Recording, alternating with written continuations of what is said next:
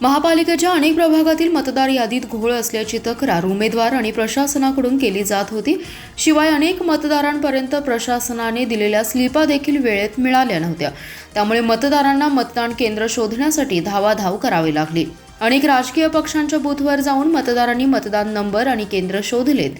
महापालिकेच्या प्रभागनिहाय मतदार याद्या तयार करण्याचं काम प्रशासनाने हाती घेतलं होतं। मात्र अनेक प्रभागातील मते दुसऱ्या प्रभागात गेली असल्याचं दिसून आलं।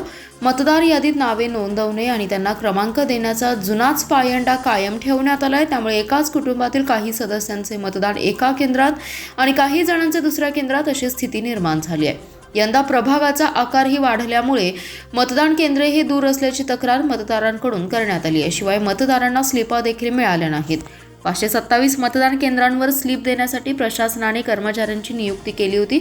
ऑनलाईनला मतदान केंद्राची एक खोली तर स्लिपवर दुसरीच खोली येत असल्यामुळे मतदारांनी स्लिप वाटप करणाऱ्या कर्मचाऱ्यांवर प्रचंड रोष व्यक्त केला। हजारो कुटुंबांमध्ये प्रशासनाकडून मिळणाऱ्या स्लिप पोहोचलेल्या नाहीत। पसायदान शाळेमधील मतदान केंद्रावर बीएलओंकडील यादीमधील 10 पाने गायब असल्याचा आरोप उमेदवारांच्या प्रतिनिधींनी केला। त्यामुळे अनेक मतदारांना मतदान करता आले नाही। उमेदवारांच्या बूथवरील यादीत मात्र त्या मतदारांची नावे होती। यावरून उमेदवारांचे प्रतिनिधी आणि बीएलओ कर्मचाऱ्यांमध्ये वाद झाला। अखेर मतदान केंद्र अधिकाऱ्यांनी मध्यस्थी करत या वादावर पडदा टाकलाय। नाव शाहिद सलाम शेख आणि वार्ड क्रमांक आहे 9 आणि बूथ नंबर 13 आहे। तर मग मतदान करायला आलतो, पण मतदान माझ्या अगोदर कोणी तर करून गेले।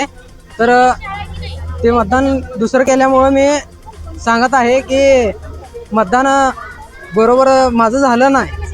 मतदान माझं झालं नाही, अगोदर दुसराच कोणी तर करून गेले। तर अधिकाऱ्यांनी सांगायचं आहे मला की ती चेक करून घ्या। लोकशाहीच्या हक्कापासून मला वंचित ठेवू नका। लोकशाहीच्या हातापासून मला वंचित ठेवू नका सोडण्यात आले।